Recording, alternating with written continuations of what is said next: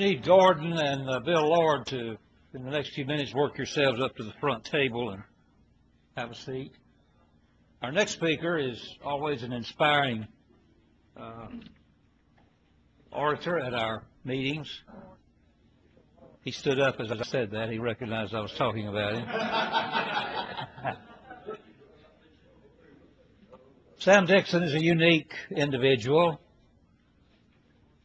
and he always has things to say that inspire us to do something good or do something bad. And I'm sure he will do that in the next several minutes. Sam Dickson, you all know it.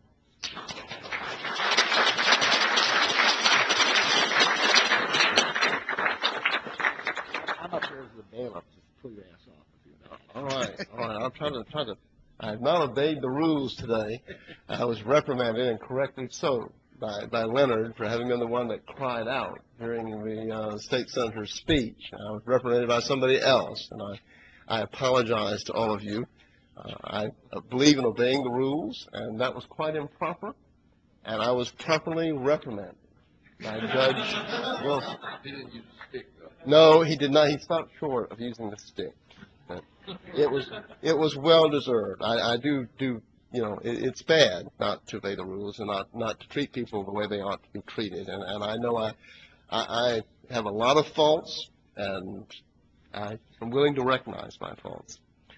Leonard and Gordon and many of us in the room are old timers. I think Leonard was talking about the young people being here, which is a tremendous inspiration. And I remember when I used to be the youngest person in the room in the political activities, and the youngest person in the room at a deposition or a court hearing, and now, more often than not, I'm the oldest person in the room. And I remember, my mind goes back, I've been thinking about this with the election coming up, to the 1964 presidential campaign, when Barry Goldwater got the Republican nomination against Lyndon Johnson. I was a student in Mexico at that time. My parents had sent me to Mexico to live with a Mexican family in a total immersion in Spanish, and we had poor radio reception, but I was listening as they went down the roll call of the state to the Republican convention. And of course, Rockefeller and all of the liberals were there, and they were frantic. They were indignant. They were sincerely infuriated that they weren't going to get their way. Because they had gotten their way, as they have since, for generations, and they weren't used to not getting their way, and they were very unhappy people, and they had all been up speaking and attacking the delegates, and then acting that they had been hurt when they deservedly were booed. And the roll call of the states, as I was listening in Mexico, got down to South Carolina. I was born in Georgia, but my family have all been South Carolinians. I consider myself a South Carolinian living in the diaspora. But anyway, it got to South Carolina, and what a symbolic moment that South Carolina was the state that cast the votes that put Goldwater in as the Republican nominee. There was a very famous woman who doesn't agree with our views on race and so forth, but who has been a magnificent figure in our time in fighting liberals, and that's Phyllis Schlafly. And Phyllis Schlafly played a major role in getting Barry Goldwater that nomination. And she wrote a book called A Choice, Not an Echo, which some of you old people may have read. It was a short book, punchy, to the point, and it went election by election since the 30s of how the Eastern establishment liberals had managed to keep control of the Republican Party, which ought to be the party of the founding stock of America and related peoples, but is not at its leadership. How they had managed to defeat people like Taft and to get the nomination for liberal nominees. Almost as interesting, maybe even more interesting in terms of where we are today and the psychology of liberals, was an editorial written by a person who was one of our enemies and who hates us, or hated us. He has been gathered unto his eternal reward. A newspaper editor, a Pulitzer Prize-winning liberal Southern trader, which means somebody who, like a little trained dog, would jump through the hoops of our enemies and America's enemies, referring to Ralph McGill. the editor of the Atlanta Constitution, who's held up as some kind of great intellectual today. And Ralph McGill was simply a joke. You could have used his columns to teach a class of how not to think, a class of illogic, inconsistency, unfairness, prejudice. It was all there in the writings of Ralph McGill. But this column was especially memorable, and it was entitled A Choice, Not an Echo. And in it, he mentioned Phyllis Schlafly in her book, and of course the fact that Goldwater had gotten the nomination, and expressed his rage as a liberal, because he said, this is all wrong. Why, we've had a choice in previous years. We rich establishment liberals have had a choice. We could choose Nixon or Kennedy. We had two liberals on the ballot that would do what we wanted. And this year, we don't have a choice. In 1964, these right-wing extremists have taken our choice away from us, because now there's a candidate running that we don't like. And we can't vote for both candidates. We don't have a choice. We have to vote for LBJ. So actually, Phyllis Schlafly has taken our choice away from us liberals. She's wronged us. She took our choice away. Well, if Ralph McGill could be resurrected from the dead, he would be thrilled with this upcoming election, because this time they do have a choice. They have a choice which will please them either way. Let's look for a minute at the candidates that we have before us. Let's take first Obama, Barack Obama, who we are told is a black candidate. Well, let's be accurate. He's the mulatto candidate. He is a mulatto candidate who has chosen to go off on his black half and to be the candidate of blacks and other ethnic minorities and guilt-ridden white liberals, self-loathing whites, to be their candidate for president. Obama is a good speaker. He is obviously bright. He is somebody whom we can have real empathy and sympathy as human beings. I can imagine a few things worse than to be born of a mixed-race marriage, of parents who would commit such an unnatural thing as to marry people of another race. It is understandable and quite consistent with child psychology that Barack Obama has lionized the father who abandoned him. Lawyers who have dealt in domestic relations, social workers, psychiatrists, whoever in this room, will be aware of the fact that an abandoned child or an abused child, especially an abandoned one, grows up usually to pursue the father more often than the mother, or the mother in some cases, who walked out on him. They will often find these abandoning parents. This is very common. Those of you that have not dealt in the domestic relations industry or in this field may find this preposterous, but believe me, this is very common. I've had friends that have happened to this. I have a friend in Atlanta who reared 4 children after their father walked out and never paid a penny of child support, never sent the kids a birthday gift. And this friend of mine worked 3 jobs to support these 4 kids and put them through college. Well, they've now found Daddy, and Daddy has explained to them that there were things they didn't know about him and Mommy, and that he just couldn't leave it. He had to leave. He always wanted to be there for them. All those years when there was nobody sending a check and nobody calling them, he wanted to be with them. And they believed this, to the point that several Thanksgivings ago, they called their mother and asked her not to come to Thanksgiving dinner because Daddy was going to be coming down from where he lived to Atlanta, and this was going to be their first Thanksgiving with their beloved Daddy, and that they did not want her there because Daddy found it stressful and upsetting to have Mommy there. This stuff happens. And Obama, to return to what's important, Obama now, of course, lionizes his father. He's written a whole book, Dreams of My Father, and this is a father he met one time in his life. This is a black of the Muslim Islamic religion who came to America and found this idiotic, silly cow from Kansas who took up with somebody of another, who valued her race so little, and probably even despised her race, that she cared nothing to marry somebody like her father or her brother or her grandparents.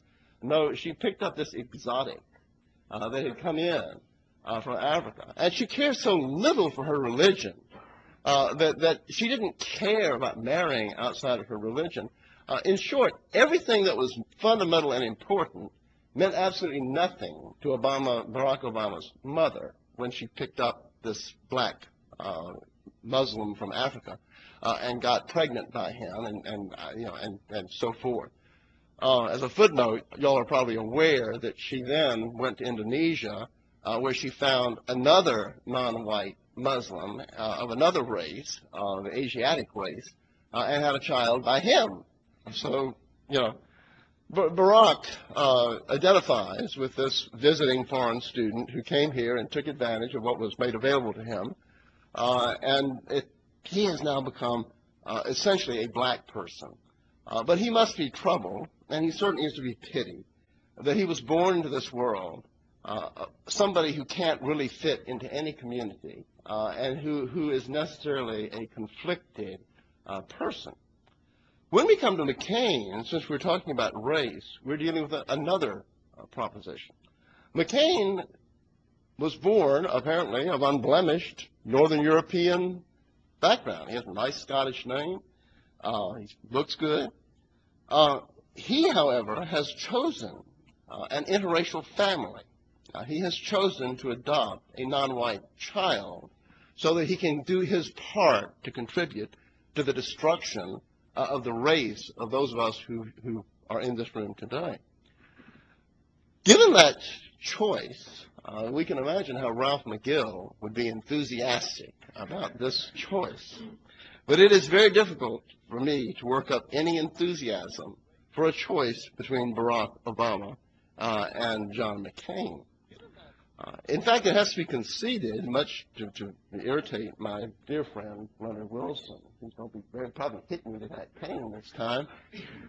McCain is really a morally worse person than Obama.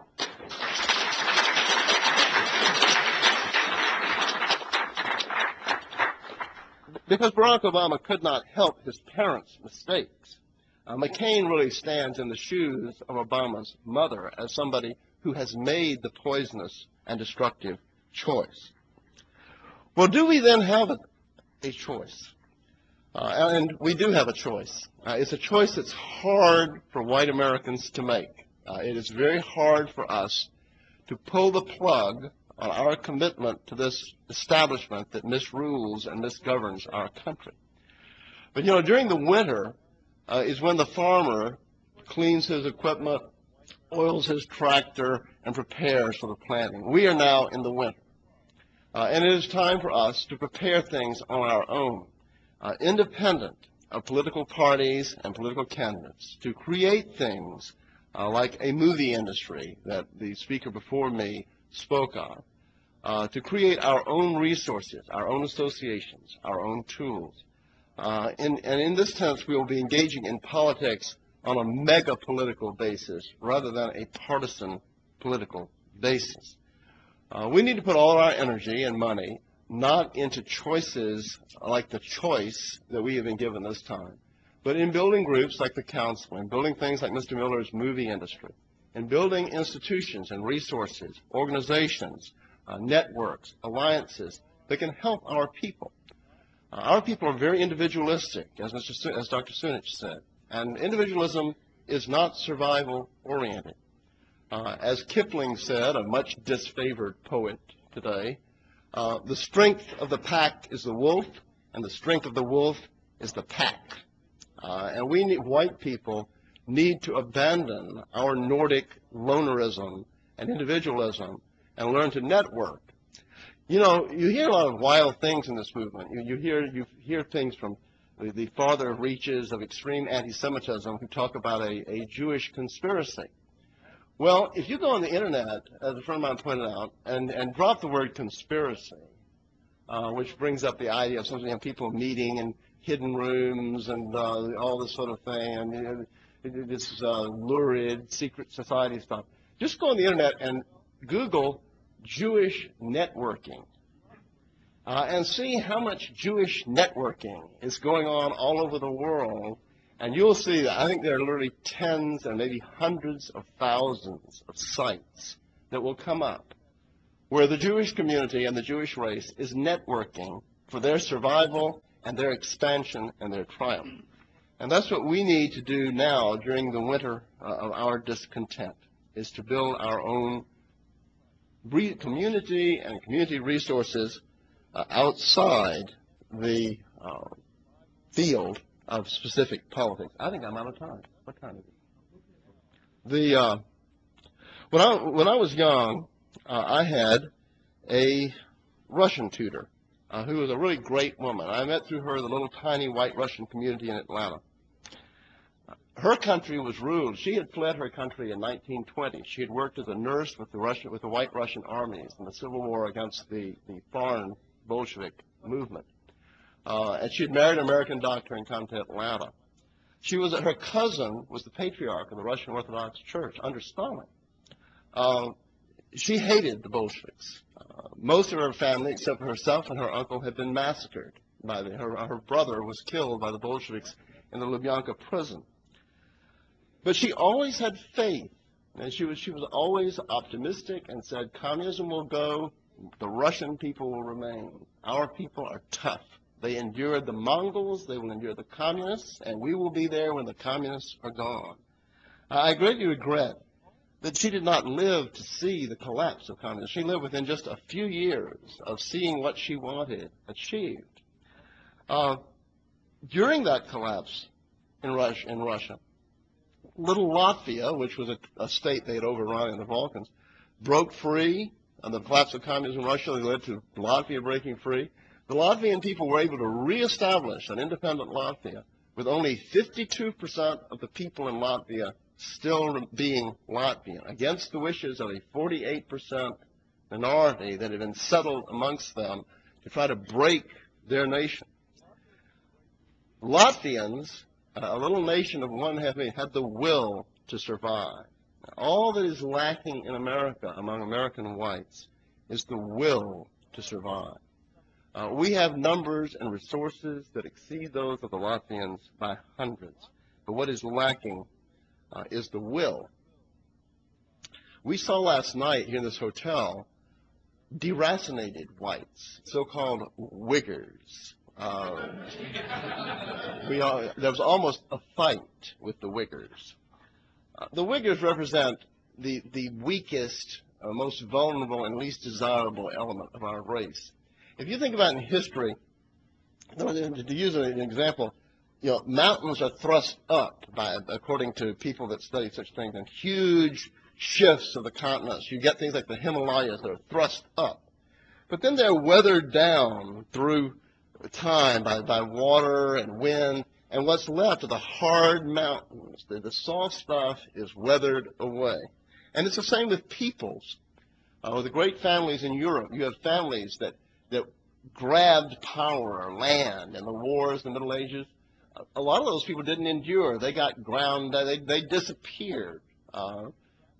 The others, some were remained by enduring. The wind and the rain washed the others away, and what was left was the core of European leadership, people like my Russian tutor. We are in a time of endurance. We're in a time when the wind and the water is wearing away the unworthy people of our race. And only the worthy and strong will survive. But I have faith that they will survive, that we will survive, that we are the beginning and not the end. And this organization and others like it is not so much a heritage organization as a lot of people think. I belong to several heritage organizations, things like the Society of Descendants of French Huguenots, and the Society of the American Revolution, and things like this. Those are heritage organizations. They're about the past. Oddly enough, like Mr. Miller was saying, we wonder why there isn't more going on among our people. Among white people, there's a tremendous popularity and taste for heritage organizations and things like that. You have societies to preserve Victorian architecture, and societies to preserve in Atlanta the Fox Theater, one of our architectural monuments. You know, these are heritage organizations. Their purpose is to preserve something from the past. We are more interested in preserving a future for our people. We think our people can have a future that is at least equal to the past and probably better than the past. Given the access to things like modern science, we can create a better society than has ever been created before. But we will do that not by adhering to things like parties, Republican or Democratic parties, or partisan politics. We will do it by adhering to our people. Above all, we will adhere to the survival of our race and triumph of our race. Not merely survival, but the triumph of our race. On that, we cannot compromise. There can be no compromise on the survival and triumph of our people as a people. Kipling wrote another poem that I think most of you have heard before, but it always bears repeating again, and that poem's called The Stranger. Those who haven't read it should read it. It's a very good poem. But the verse in question for us, it runs like this. This was my father's belief, and it is also mine. Let the corn be all of one sheaf, and the grapes all of one vine, lest our children's teeth be put on edge by bitter bread and wine. I want a state on this continent where people of European extraction, of all the related peoples of Europe, the Slavs, like Dr. Stoonage's people, the Irish, the Scots, the Germans, the Latin whites, we can have a people that reflects that preserves our race, our religion, our culture, our civilization. And this is not a Southern thing. It's something that is beyond, I am a Southerner. We're all part of our own place and time. But this is something that transcends regional borders, ethnic borders, Christian denominations. It transcends all that. And the rule must be that we hold fast to our people, to our race. We hold fast to them, and we struggle for them to have a state of their own, free from alien races, control and dictation, and free also from the misrule of a sociopathic elite that at present constitutes, unfortunately, most of the leadership of our race. And I have faith, like my Russian tutor always did, that the worm will turn. I saw her, one of the last times I saw her, she was in her mid-90s. And she was in a good mood, and she showed me the Atlanta Journal-Constitution.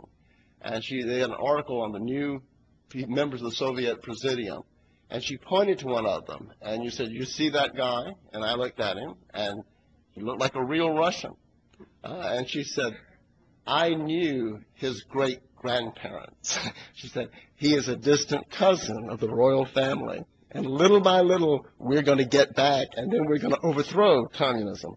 And if she can have faith in her people in the face of 3 generations of total exclusion from power, we too can have faith in the survival of our people throughout this long winter of political poverty, or whatever you want to call it, lack of any choice in the elections. And we too can hold fast to our people and believe that we will inherit an even better country for our descendants than what was left to us. And we will do that partially through the removal of people like these Wiggers and others who will be removed from us by the wind and the rain that will wash them away and leave those who are prepared to hang on. Thanks.